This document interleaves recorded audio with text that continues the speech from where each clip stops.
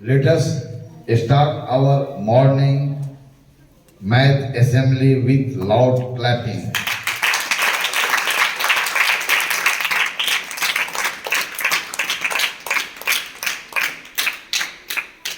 मेरे प्रिय छात्र,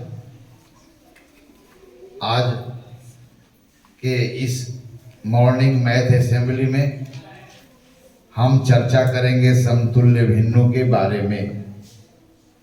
समतुल्य भिन्नों के बारे में यहाँ पर आज विशेष रूप से चर्चा होगी।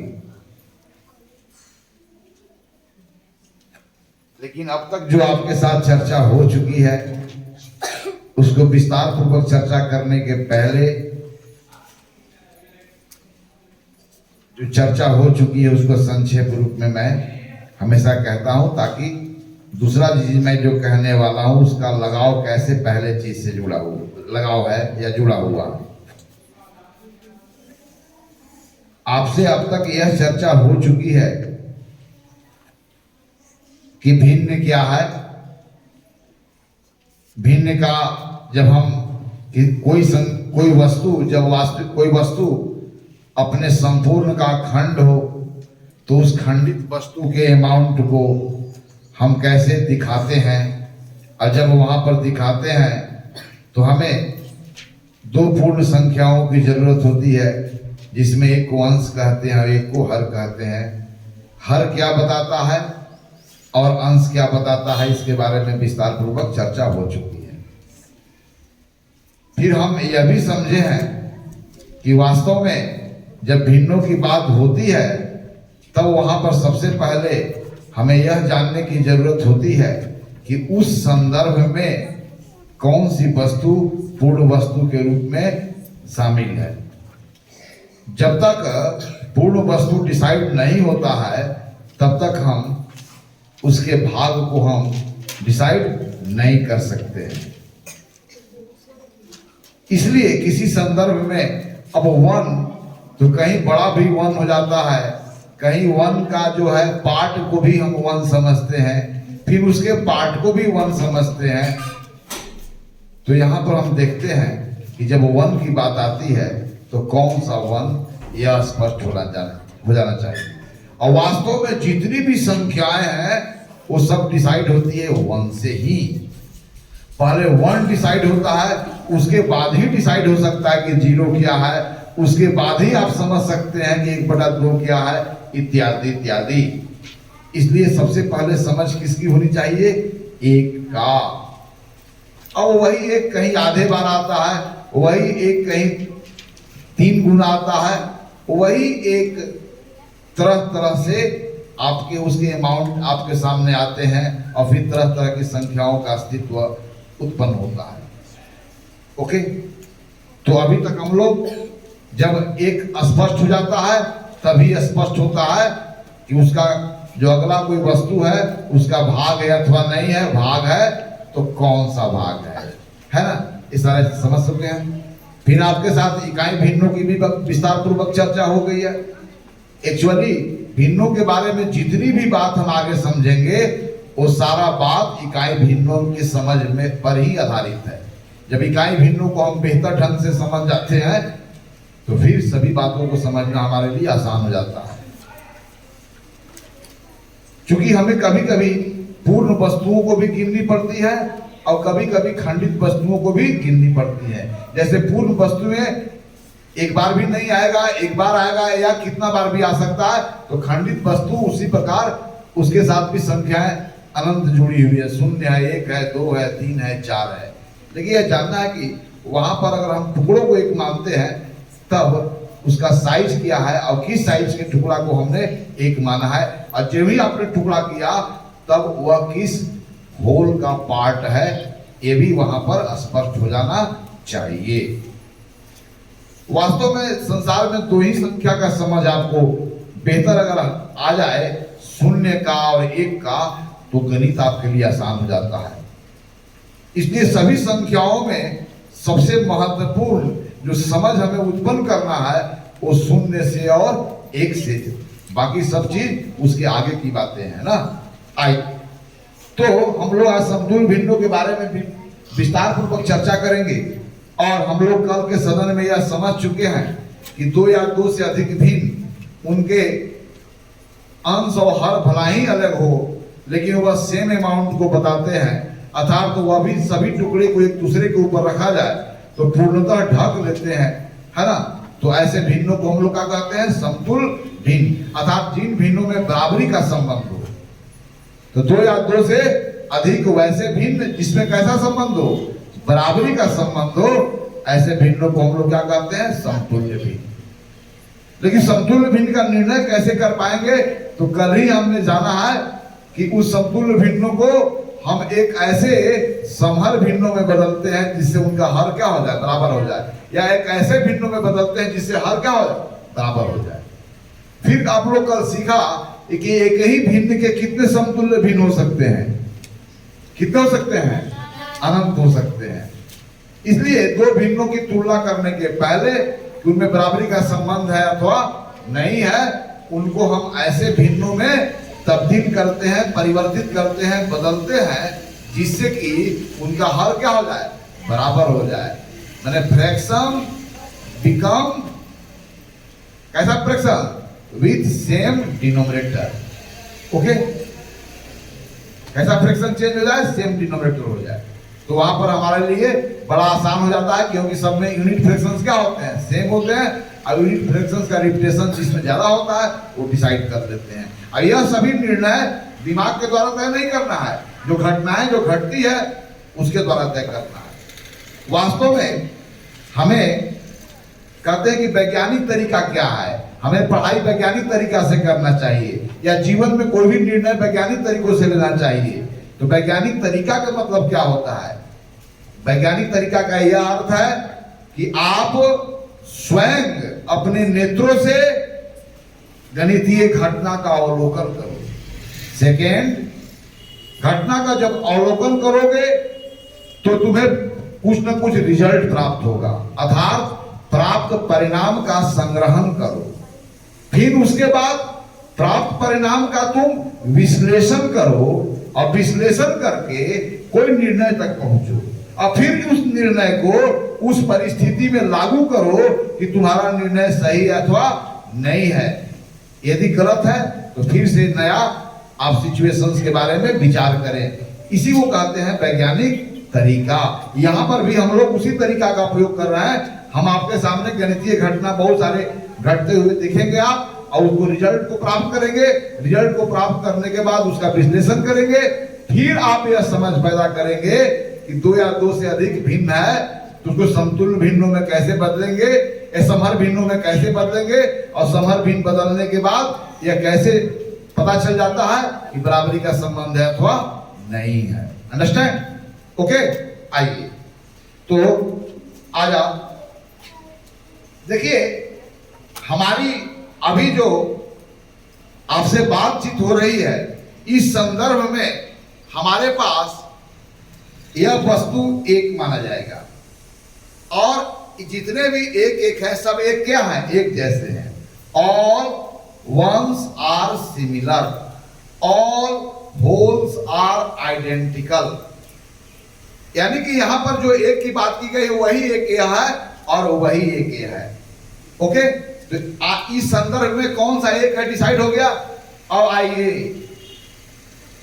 चलिए, अब यहां पर यह होल कितने बराबर भागों में बटा हुआ है ये तो आप देख रहे हो, और इसमें से कोई एक भाग लेते हैं। तो जो एक भाग लेते हैं उस पर हम टिक लगा देते हैं। अगर इस पूरा के लिए हम क्या लिखेंगे? इस पूरा के लिए क्या लिखेंगे? चलिए, अब हम पूरा नहीं ले रहे हैं, इसके बटे हुए भागों में से कोई एक भाग ले रहे हैं। आइए चलिए लिखते जाइए। कौन आएगा? और कोई नहीं? चलो लिखो। अब इसमें से कितने पार्ट ले रहे हैं हम लोग? एक पार्ट। क्या पार्ट ले रहे हैं हम लोग? तो एक पार्ट के लिए हम कैसे लिखेंगे? लिखो, देख लो, पहले गिन लो क्या पार्टों में बटा हुआ है। क्या तो एक पार्ट नहीं है तो कितना होगा? ओके, चलो इसका भी एक पार्ट लो, कोई एक पार्ट लो,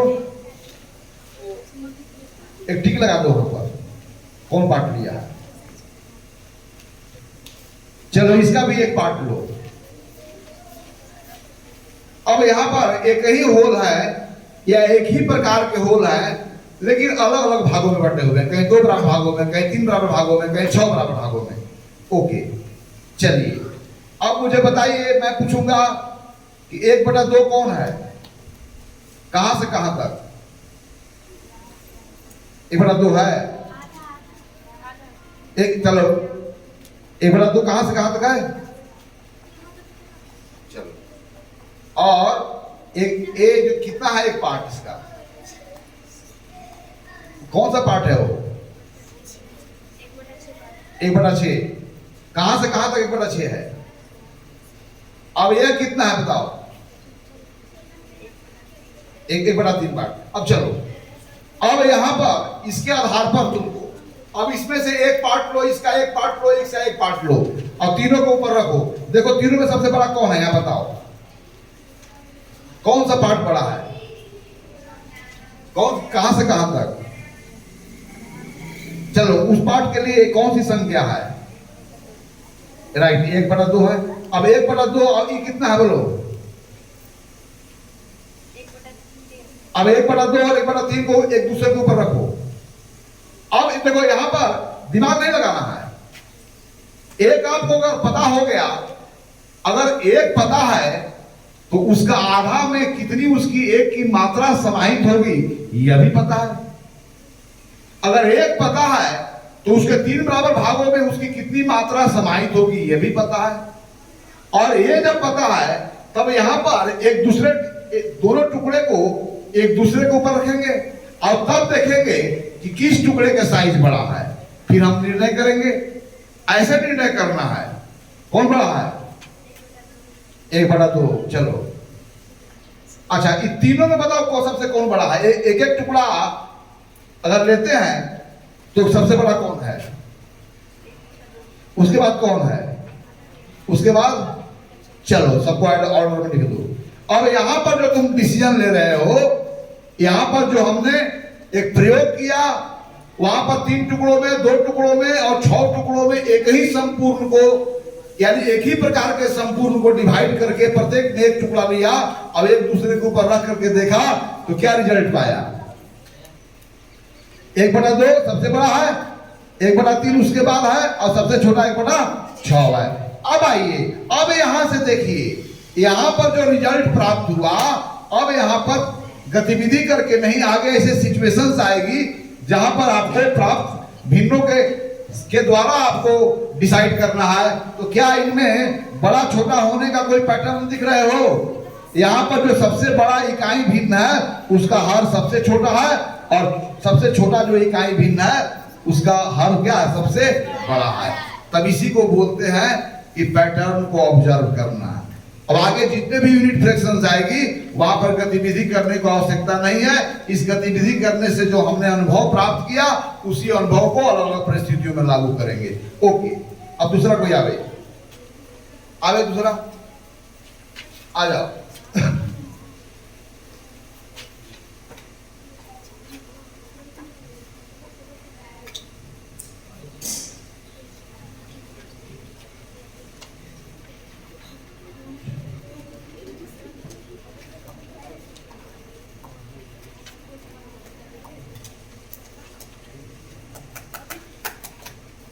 और नहीं है जी, एक और था ना, इतना ही था। चलो आओ इधर, इधर आओ, कौन आएगा, इधर आओ ना। और कोई नहीं लिख सकते तो बराबर है या संपूर्ण को बराबर बराबर टुकड़ों बटा हुआ है और क्या टुकड़ा ले रहे हैं, वहां क्रॉस लगाया हुआ है। तब इन टुकड़ों के लिए इस होल का कौन सा भाग है आपको बताना है, अर्थात जो हमारे हैंड में बराबर बराबर कितने टुकड़े हैं और ऐसा कितने टुकड़े से यह होल बने हैं, यही तो बताना है। कौन बताएगा, चलो तुम ही आओगे, कोई नहीं आएगा, चलो आओ। अब अगर पूरा लेते तो हम क्या लिखते, एक, हमारा यह संपूर्ण है ना, पूरा अगर हमने पट्टी लेता या आयताकार पट्टी अगर पूरा होता तो क्या होता है, एक। लेकिन हम तो इसके बराबर बटे हुए भागों में से कुछ भाग ले रहे हैं, तो जितना भाग ले रहे हैं उस पर टिक लगाया हुआ है और उसके लिए फ्रैक्शन लिखो।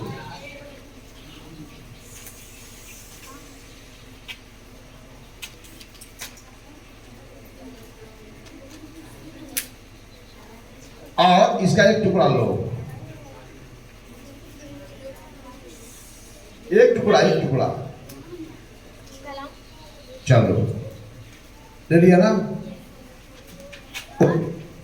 अब ये बताओ 3/6 कहां से कहां तक था और 1/2 कहां से कहां तक था? देखो तो दोनों बराबर है कि नहीं बराबर है?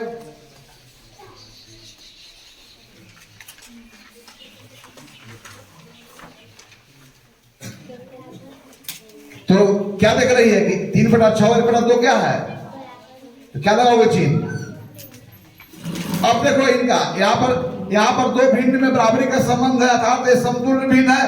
तो अंश और हर, चूंकि प्रत्येक भिन्न अंश हर से मिलकर बना हुआ होता है, तो दोनों के अंश और हर में कोई पैटर्न है कि नहीं ये ढूंढ लो। ओके रख दो, आ जाओ। देखो अब जो है मैं जो बात करने जा रहा हूं इस संदर्भ में प्रत्येक जो ये आयताकार यह जो रेक्टेंगुलर स्ट्रिप है, आयताकार पट्टी है, इस संदर्भ में प्रत्येक आयताकार पट्टी एक होल है। ओके अब आ जाओ, कोई ये दूसरा कोई आवे,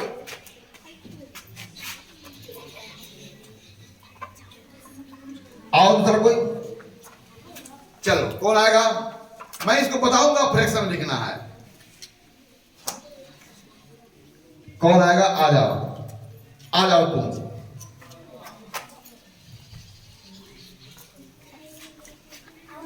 पहले बताओ कि ये होल कितने भागों में यहां पर बटा हुआ है? बराबर बराबर 5 है। 1 2 3 4 5 6 है ना। चलो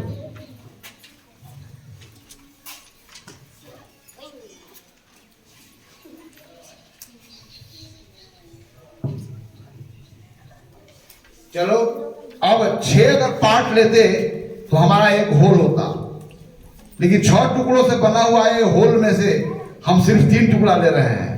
तब यहां से यहां तक के संगत कौन सा फ्रैक्शन होगा?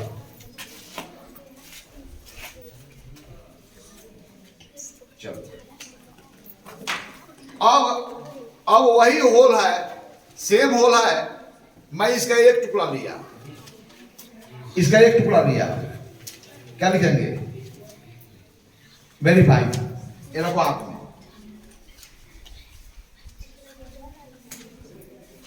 चलो इसका मैं 2 टुकड़ा लिया, तो पहले देखो वो होल कितना भागों में बटा हुआ है और 2 टुकड़ा क्या होगा बोलो? इसको मिटाओ। अब चलो अब वही होल है, यहां पर 8 बराबर भागों में बांट दिया और इसका 4 भाग लिया। चलो इसके अब इन सारे भिन्नों को आपको तुलना करना है, दिमाग का प्रयोग करके नहीं। और 1 2 3 4 सुनो, इसका 2 भाग ले लो, ले लिया ना। अब चलो यह जितना भी भिन्न है अर्थात जो तुम्हारे पास वस्तु जो संपूर्ण का है उनको अब तुलना करना है। कैसे? एक दूसरे के ऊपर रख करके कि सबका साइज अलग अलग है कि सबका साइज बराबर है कि क्या है। आप अब रिजल्ट देखो, अब जांच करो 3/6 कहां से कहां तक था? यार दिखाओ यार 3/6 कहां से कहां तक था? यहाँ से यहाँ तक। चलो उसको रखो। दूसरा कौन है बोलो, दिखाओ तुम रख करके। 1/2 कहां से कहां तक? यहाँ से यहाँ तक। तो क्या 3/6 1/2 बराबर है? चलो इसका क्या भाग लिया था? 4 भाग। 1 2 3 4। चलो इसको चारों भाग को रखो। इसका कितना लिया था? 1 और 2, इसका 2 भाग रखो। अब चलो अब एक दूसरे के ऊपर रखा तो देखिए अलग अलग भिन्न है, यही सब है जी। इसको हमने कितना कहा? 3/6। चलिए इसको हमने कितना कहा? ठीक है, इसको कितना कहा? 4/8 इसको कितना कहा? 2/4 और ये सब बराबर है कि नहीं बराबर है? इसलिए इसे कौन सा चिन्ह रहेगा? बराबर। अब चलो, हमने एक एक्सपेरिमेंट किया और सेम होल को अलग अलग भागों में बांट करके उसमें से कुछ भाग लिया, और जब इन भागों को 6 के तुलना में 3 मिला, 2 के तुलना में 1 लिया, 4 के तुलना में 2 लिया, 8 के तुलना में 4 लिया, और एक ही होल या एक ही प्रकार का होल का स्थिति है, और इसमें एक दूसरे के ऊपर मैं रखा तो पूर्णतः एक दूसरे का कर लिया, ढक लिया, जिससे पता चलता है कि ये सभी पार्ट्स का साइज क्या है? बराबर है। इन भिन्नों का साइज क्या है? बराबर है। और इक्वलिटी का चिन्ह लगा दिया तो ये सारे भिन्न क्या हो गए? समतुल्य। अब क्या इसके अंश, चूंकि भिन्न अंश हर से बना होता है, तो क्या इन भिन्न के अंश और हरों में कोई पैटर्न देख रहे हो? अलग अलग भले ही आया है, तो कोई नियम का पालन करके आया है। तो क्या आया है? यहाँ 6 का 1/3 2 है, तो 3 का 1/3 क्या होगा? 1 होगा। यहाँ 2 का 2 गुना 2 टाइम्स 2 4 है, तो 2 टाइम्स 1 क्या है? 2 है। यहाँ क्या है? 4 टाइम्स 2 टाइम्स 2 4 है, तो 2 टाइम्स 4 क्या है? 8 है। होगा ना? अब यहाँ से यह जो परिणाम प्राप्त हुआ, अब इस परिणाम के द्वारा हम किस निष्कर्ष पर पहुंचे कि 2 या 2 से अधिक भिन्न समतुल्य होंगे, बराबर होंगे, तो उनके अंश और हरों में एक पैटर्न दिखता है।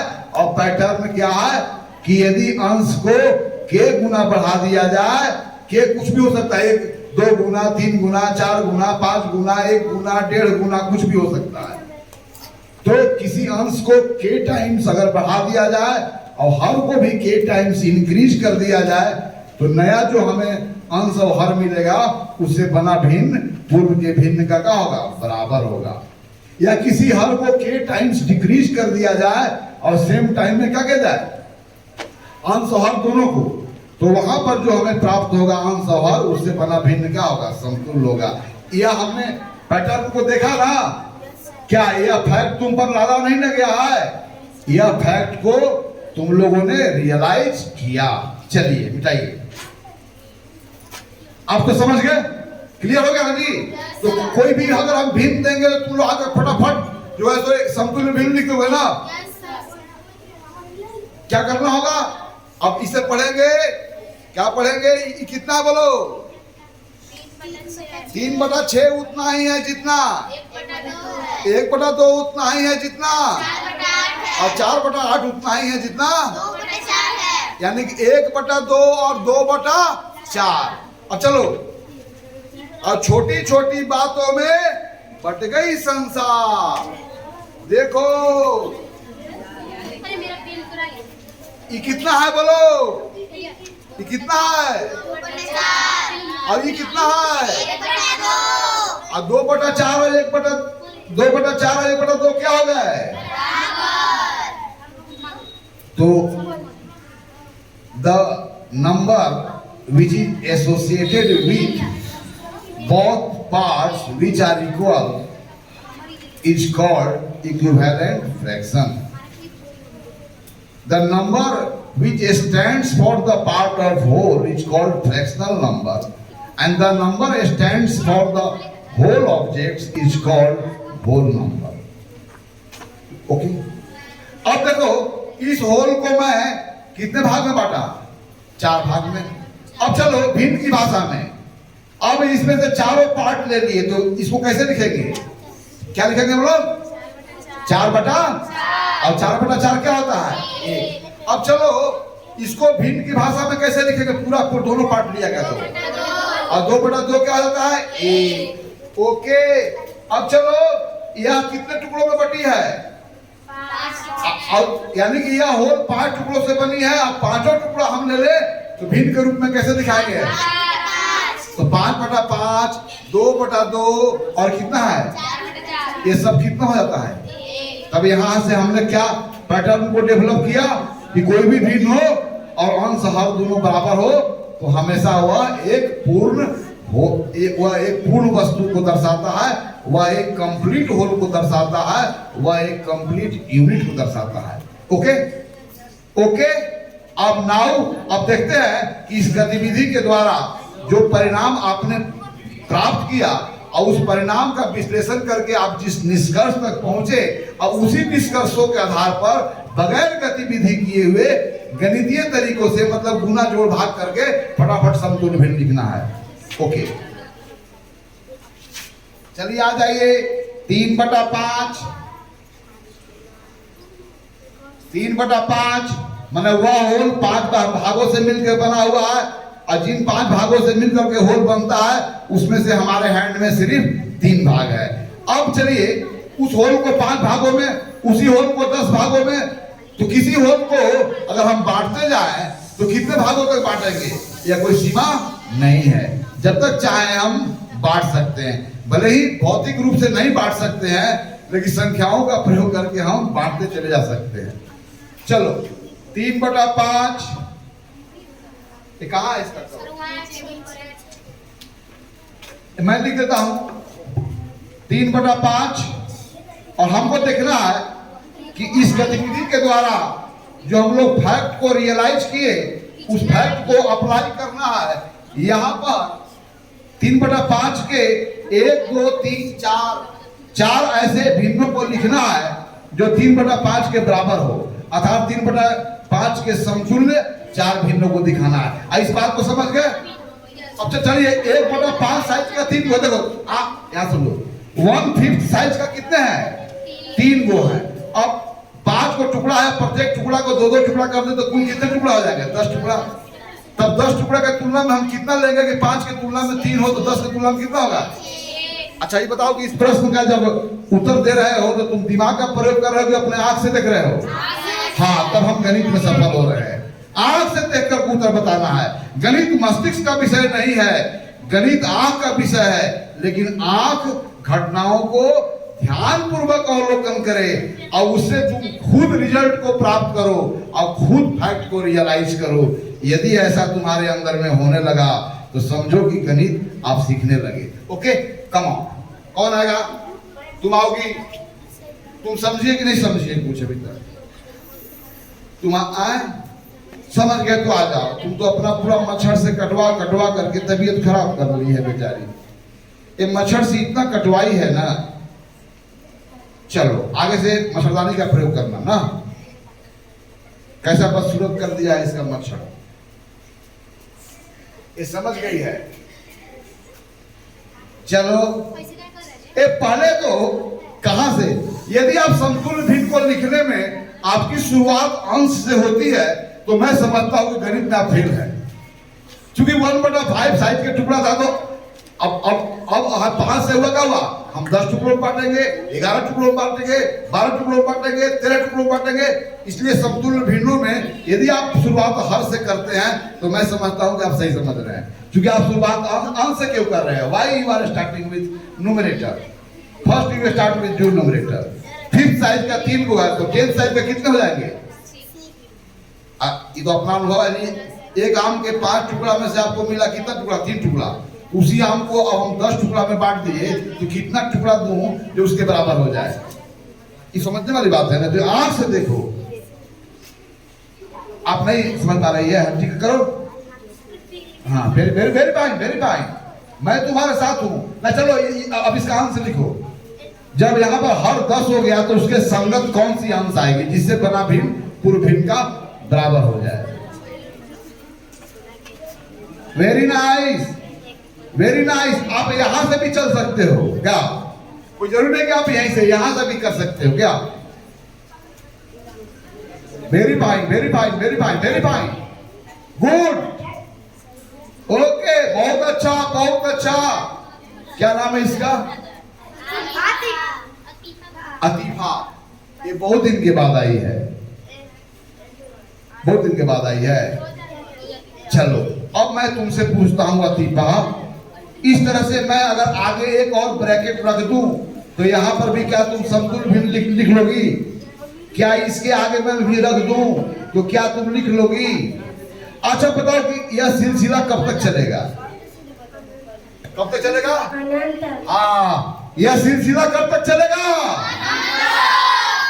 लेकिन हमको अनंत तक नहीं चलना है, क्योंकि हमारा जिस पर हम लिख रहे हैं बोर्ड में उसका सतह का अंत होता है।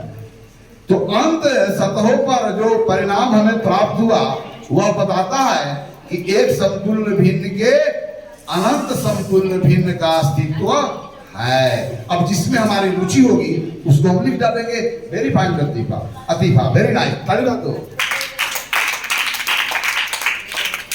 चलो अब मैं किसी दूसरा लड़का को बुलाता हूँ और जिससे उसको पता चल जाए कि उसका समझ है।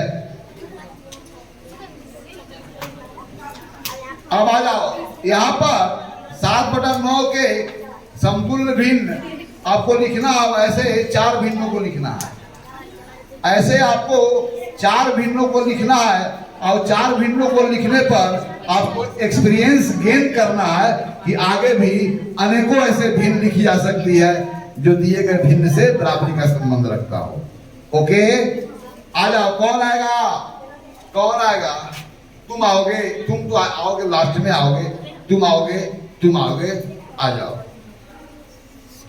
फटाफट। यह काम तेजी से करना है। I am watching you.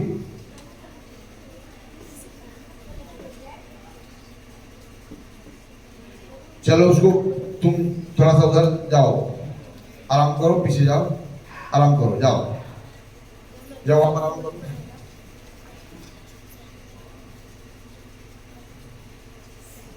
बेचारा रात भर अध्ययन करता है ना, इसलिए थोड़ा सा।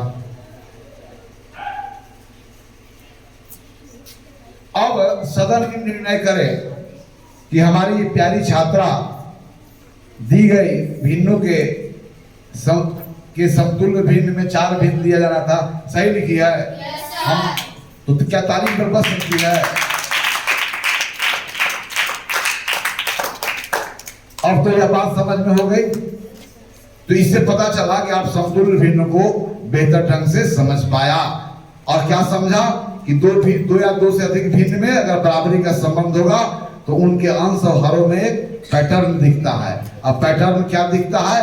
किसी अंश और किसी भिन्न के अंश और हर में किसी शून्येतर संख्या से गुना करें या क्या करें? भाग करें। और शून्येतर संख्या में क्या लिखना है? शून्येतर पूर्ण संख्या। क्या लिखना है? शून्येतर पूर्ण संख्या। अगर शून्येतर पूर्ण संख्या से नॉन जीरो होल नंबर से हम मल्टीप्लाई करें नोमिनेटर और डिनोमिनेटर को या डिवाइड करें तो प्रोडक्ट और क्वोशिएंट के रूप में जो हमें अंश और हर मिलेगा उससे बना भिन्न दी गई भिन्न का बराबर होगा, अर्थात समतुल्य होगा। अर्थात अंश और हर अलग होने के बावजूद भी वह तुलना में समान होंगे। अर्थात दोनों पार्ट की मात्रा क्या होगी? बराबर होगी। ओके, इस बात को समझ गए ना? नहीं समझे? अब इसी समझ के आधार पर हम लोग दिए गए 2 भिन्न या 2 से अधिक भिन्न बराबर हैं अथवा नहीं है। ओके, यदि बराबर नहीं है तो कौन बड़ा है, कौन? अब इन बातों को हम लोग कल से समझ रहे हैं। आज भी हम लोग बहुत सारे उदाहरण आएंगे जिसके द्वारा अपना उस समझ को डेवलप करना है। अब देखिए जरा, आपको तो अभी यह पता है कि यदि हमारे पास 2 या 2 से अधिक फ्रैक्शंस हो और हर बराबर हो, या 2 या 2 से अधिक फ्रैक्शन हो और अंश बराबर हो, तो ऐसे भिन्नों की तो तुलना आसान हो जाता है, नहीं हो जाता है? अगर हर सबके बराबर होंगे तब 2 भिन्न तभी बराबर होंगे जब उनके अंश भी बराबर होंगे। ओके, अगर सभी भिन्नों के अंश बराबर होंगे तो 2 भिन्न तभी बराबर होंगे जब उनके हर बराबर होंगे। ओके, और 2 भिन्नों में अगर बराबर हर वाले 2 भिन्नों में जिसका अंश बड़ा होगा वह बड़ा होगा, जिसका अंश छोटा होगा, क्योंकि समहर भिन्न में दोनों में इकाई फ्रैक्शंस एक ही होता है। तो इकाई फ्रैक्शंस का रिपीटेशंस बताता है कि नोमिनेटर क्या बताता है? इकाई फ्रैक्शंस कितनी बार आई है। ओके, तो दोनों जगह इकाई फ्रैक्शंस हो तो इकाई फ्रैक्शंस के साथ जहां पर बड़ी संख्या लगी होगी अर्थात डिनोमिनेटर बड़ा होगा तो आप डिसाइड कर लेते हो। तो हम अभी वैसे दो भिन्नों की बात करेंगे, न तो उनके अंश बराबर है और न तो उनके हर बराबर है, तो वहां पर प्रॉब्लम आएगा। लेकिन अब तक हमने क्या जाना कि एक भिन्न को असंख्य समतुल्य भिन्नों के रूप में हम लिख सकते हैं। हम चाहे तो जिस हर वाली भिन्न में हमारी रुचि होगी उस हर वाली भिन्न में हम समतुल्य भिन्न लिख सकते हैं। ओके ना, जिस हर का हम बनाना चाहे समतुल्य भिन्न उस हर का हम बना सकते हैं। यहाँ तक तो जानकारी हो गई। तो इसी जानकारी को हम वैसे दो भिन्नों पर लागू करेंगे जिनके अंश बराबर नहीं है, हर बराबर नहीं है, तो वहां पर हर को बराबर करेंगे। जब हर को हम बराबर करेंगे तो हो सकता है कि उस समय अंशों की संख्या अलग अलग हो जाए, क्योंकि अंशों की संख्या इकाई फ्रैक्शंस की संख्या बताती है। अंश कितने हैं वह इकाई फ्रैक्शन कितना बार आया सिर्फ यह बताता है। यह काम आप जानते हैं। चलिए मैं दो उदाहरण देता हूं। 3/7, 4/3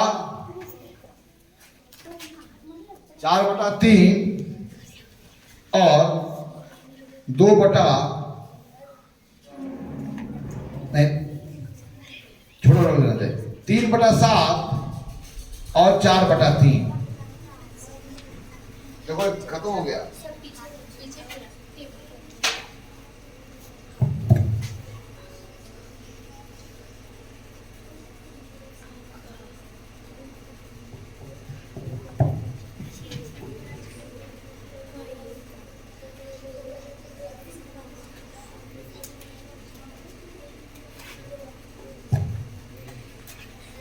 तीन बटा 4, 3/7 और 4/3।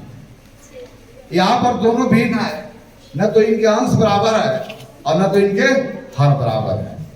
लेकिन इनके बीच में तुलना करना है तो हम एक ही प्रकार से तुलना करेंगे जब इनके हर को हम बराबर कर सकते हैं। अर्थात इन दोनों भिन्नों को हम ऐसे समतुल्य भिन्नों में तब्दील करें जिससे दोनों जगह समतुल्य भिन्न जो प्राप्त होगा उनका हर बराबर हो जाए।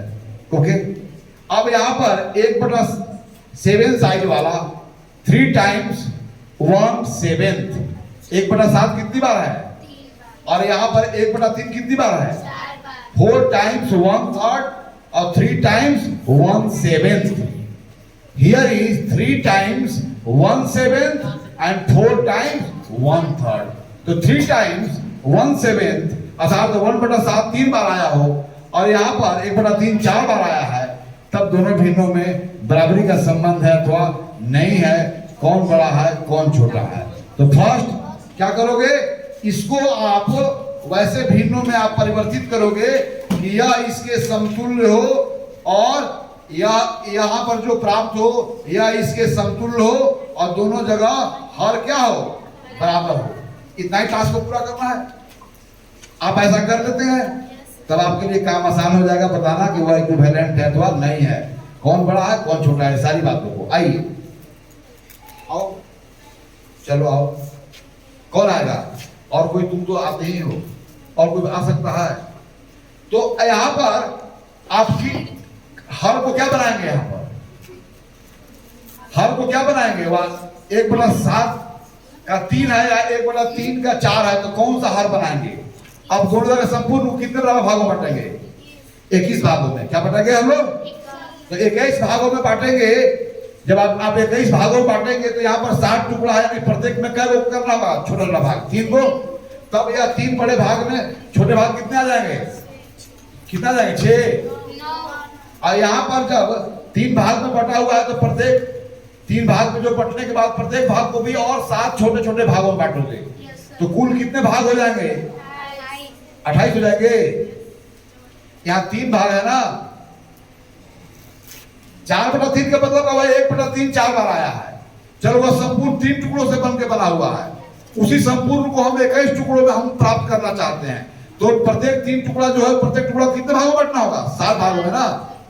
तब यहाँ पर जब हम प्रत्येक 3 को 7 भागों में बांटेंगे जिससे कुल 21 हो जाएगा, तब यहाँ पर जो 3 के तुलना में जो 4 प्राप्त हुआ है, अब 21 की तुलना में कितने पार्ट लेंगे कि 3 की तुलना में 4 के बराबर हो जाएगा। क्लियर? अब इसके बाद आप इस पोजीशंस में होंगे, डिसाइड कर सकते हैं। आओ चलो, आओ जाओ, बनाओ। बनाओ।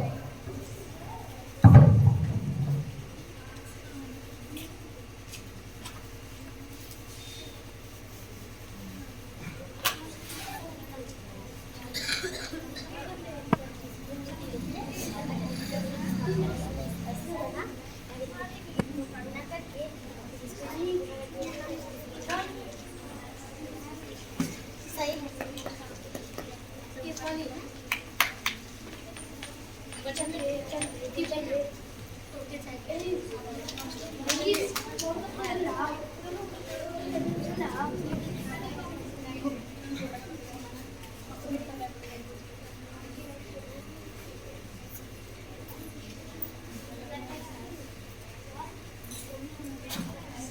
अब चलो उसमें अब रिलेशन बताओ, रिलेट करना ना है।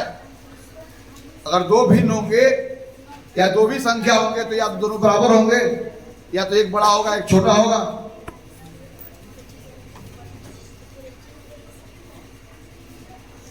चलिए तो क्लियर है कि 1/21 साइज का 9 टुकड़े है और उसे आगे क्या है, या 1/21 28 बार आया है, वही 1/21 क्या है 9 बार आया। क्लियर, यह बड़ा है। यहाँ पर रिजल्ट जो देखना है अपना अनुभव के आधार पर ना। तो मिटाओ इसको, मिटाओ।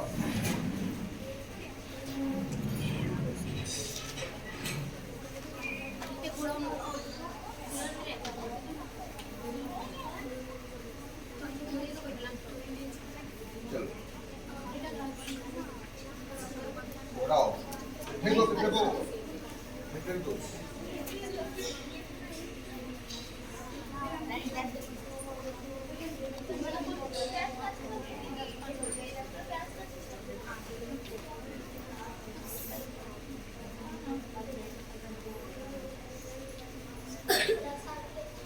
आओ,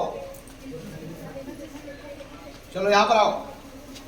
अब यह दो भिन्नों के बीच में तुलना करना है, कौन बराबर है, बराबर है कि नहीं बराबर है। यदि बराबर नहीं है तो कौन बड़ा है कौन छोटा है। यहाँ पर तीन चिन्हों का प्रयोग करना होगा, या तो बराबर होंगे, या तो पहला वाला दूसरा से बड़ा होगा, या तो पहला वाला दूसरा से छोटा होगा। इन तीनों चिन्हों का प्रयोग करके इसके बीच में आपको लगाना है। राइट, आइए कौन करेगा।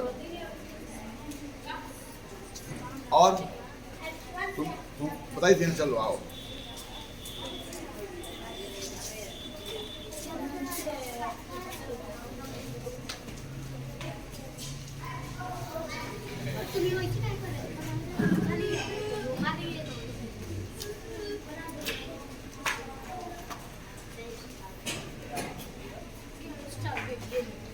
अच्छा एक चीज और ऑब्जर्व करना है। देखो 7/5 इसको हम तिरछा तिरछी गुना करते क्रॉस मल्टीप्लाइज को बोलते हैं। पहला का अंश दूसरा का हार और दूसरा का अंश पहला का हार। तो यहाँ पर क्या मिलता है 7 और यहाँ क्या मिलता है 6। तो यह भिन्न चूंकि इससे क्या है बड़ा है। इस प्रकार यहाँ पर जो संख्याएं मिल रही है अंश और हर का गुना करने पर पहला का अंश दूसरा का हर और दूसरा का अंश और पहला का हर का गुणनफल यदि बराबर होंगे तो समतुल होगा, यदि बराबर नहीं होंगे तो समतुल।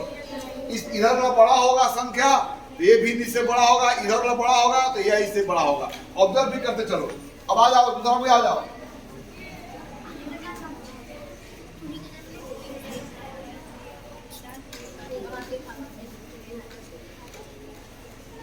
आ जाओ। अब मैं 3 बता दिया। तो यहाँ पर तो किसी भिन्न को आप किसी समतुल्य भिन्न में बदल सकते हो, लेकिन वहां पर हर डिसाइड करना है। ऐसा हर हो कि तीनों में बराबर हो जाए। तो वह कौन सी संख्या होगी। देखो वहां पर वैसे हर पर विचार करना है जो इन तीनों हरों का सार्वगुणज हो। क्या हो, तो वह कौन सा सार्वगुणज के मतलब कि वह 5 के भी पहाड़ा में आता हो, 4 में आता हो और 8 में आता हो। तो ऐसे संख्या अनंत होंगे जो इनके सार्वगुणज होंगे। तो सार्वगुणजों में जो सबसे बड़ा छोटा संख्या होगा उस पर विचार करोगे, क्योंकि छोटी संख्याओं पर गणितीय संक्रिया करना आसान होता है। वैसे कोई भी सार्वगुणज ले सकते हो, लेकिन यहाँ पर सार्वगुणजों में जो सबसे छोटा सार्वगुणज होता है उसी को नहीं एलसीएम बोलते हो यार। इसलिए इनके हरों का एलसीएम वाली हर बनानी है। कौन सी हर बनानी है, इनके हरों के एलसीएम वाली हर। आइए कौन और आएगा? और कोई आएगा? चलो एक ही राउंड में बना दो। और तुम लोग पीछे वाले फटाफट। तो कौन सा हर वाली भिन्नों में इन्हें तब्दील करेंगे? समहर जब बनाएंगे तो उसका हर क्या होगा? यहाँ पर क्या रखेंगे? जो इनके हरों का सार्वभुजों में सबसे छोटा होगा।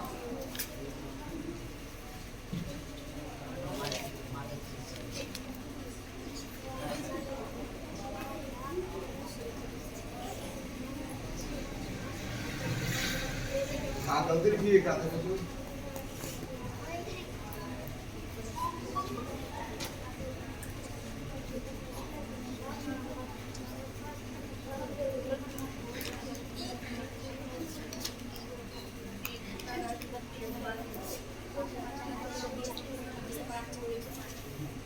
अरे तो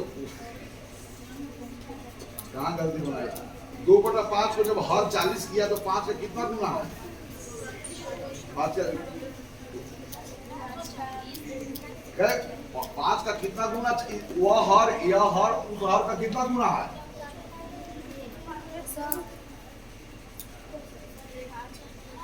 तब 2 भाग में क्या भाग आ जाएंगे? 40 भागों में बांटे हो तो प्रत्येक 5 भाग में, और 5 को फिर प्रत्येक को 8 छोटे छोटे भागों में, तो दूसरा बड़ा भाग कितना जाएंगे? ठीक।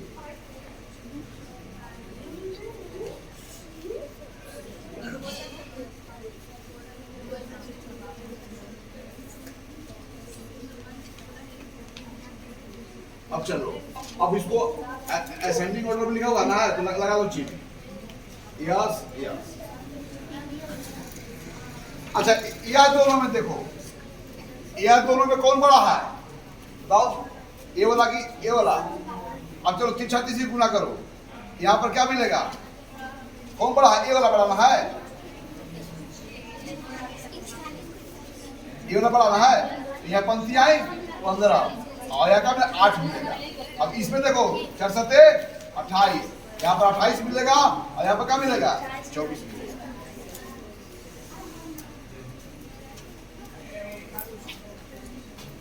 तो आप लोग समझ गए ना? चलिए मैं फिर एक उदाहरण देता हूं और आप लोग हल करके बताएं कि आपकी समझ पूर्ण रूप से विकसित हो चुकी है समतुल्य भिन्नों के बारे में। कौन आएगा? चलिए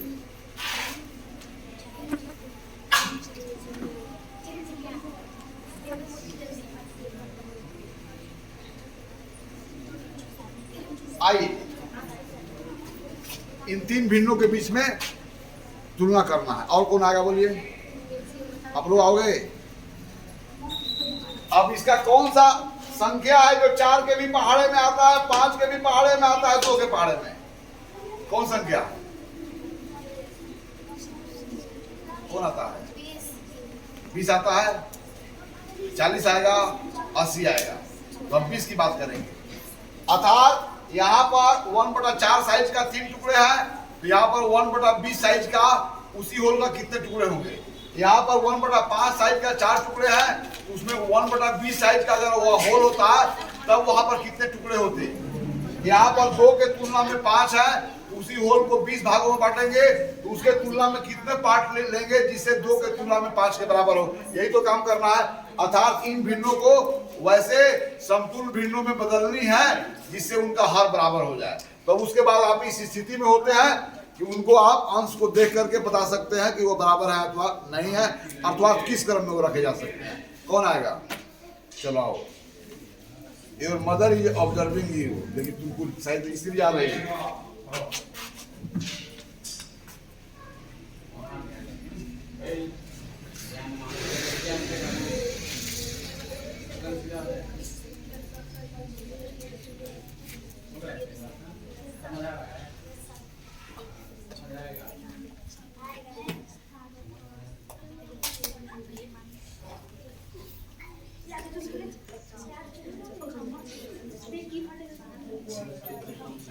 चलो अब इनको क्रम में लिखोगे ना, अब या तो बढ़ते क्रम में लिखो या तो घटते क्रम में लिखो।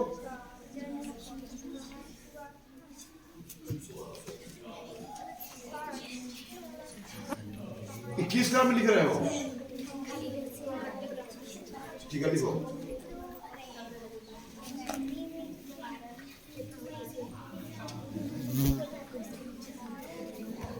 और वास्तव में यह भिन्न किसके बराबर था? जो ओरिजिनल जिसकी बात की गई हुआ है कि ना, तो 50/20 किसके लिए आया था? तो लिखो 5/2।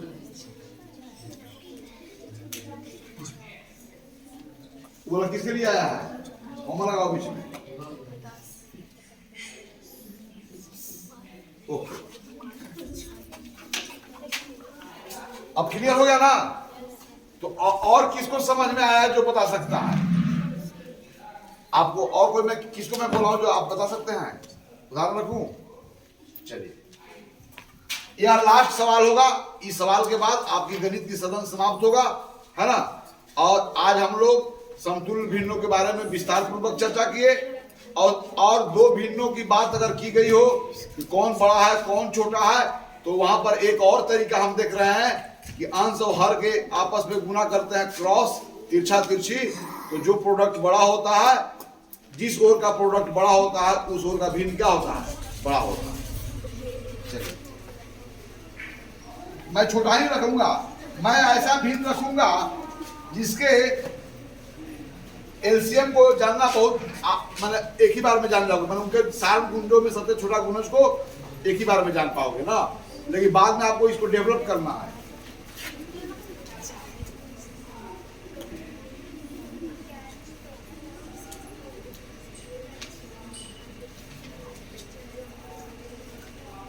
आइए, यहाँ तो 5, 20 और 10 का 7 गुण में सबसे छोटा गुण कौन होगा? बोलो, कौन वह संख्या है छोटी से छोटी जो 5 से भी भाग लग जाती है, 20 से भी लग जाती है और 10 से भी लग जाती है? कौन होगा? बोलो, 20। कौन? 20। आइए, यानी कि सबके हर को 20 बनाओगी, और जिसका हर 20 बना हुआ है तो वहां तो छेड़छाड़ करना ही नहीं है। आओ, कौन बताया था? लगाओ, चलो।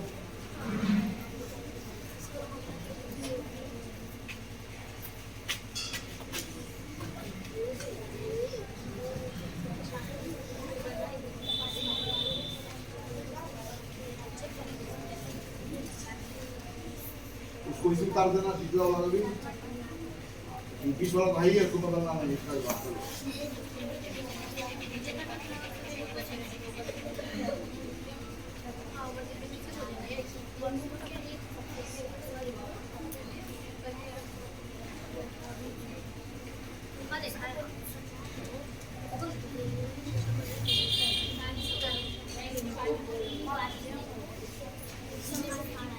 सही है।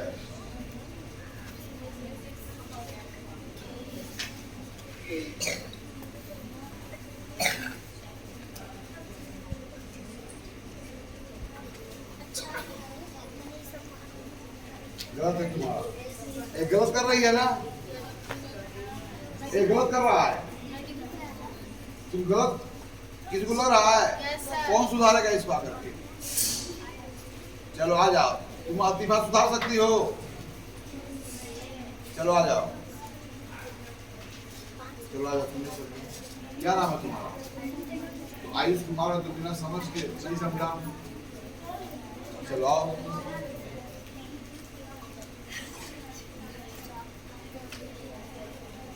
जब सुनो, पहले 1/5 साइज का 3 गो है, तो 1/20 साइज का कितने होंगे? 3 टुकड़ों में जल लेंगे तो 5 के तुलना में 3, माने 5 को बराबर भाग में बटा हुआ है। अब 20 भाग में हुआ है, प्रत्येक 5वां भाग को भी क्या भागों में बांटा हमने? 4 भागों में। तो कुल छोटे छोटे कितने भाग हो जाएंगे? 20 हो जाएंगे।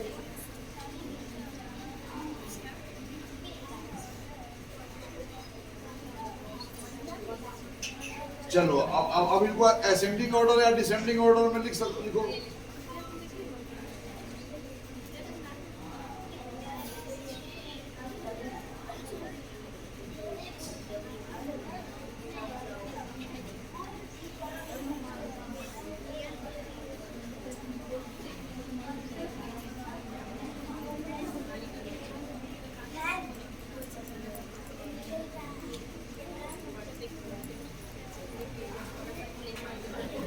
अच्छा, यहाँ और देखो जरा, अब हम इसकी जांच कर रहे हैं।